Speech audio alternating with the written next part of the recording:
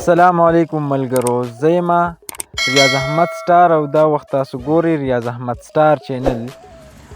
راغلي یو کالام ته چېرته له چې الله تعالی انتهایي ښایست، ښکلاګانې، رنګینې، سیندونه، خوړونه او په تیره تیره باغونه او ښایسته پیزاګانې ورکړي دي.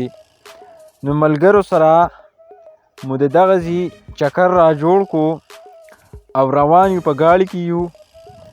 خو ملګرو ته مې وویل چې څه ښایسته شان ویډیوز به هم د ملګرو سره ته شیر کو.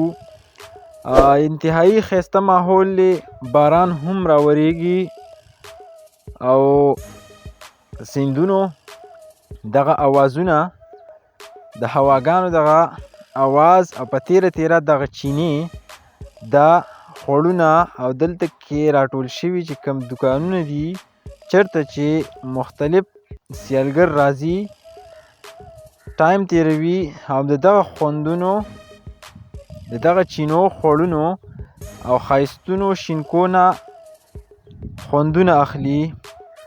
داسې ښایسته خوړونه چې انتهایي د انسان روح دا خوشحاله کوي.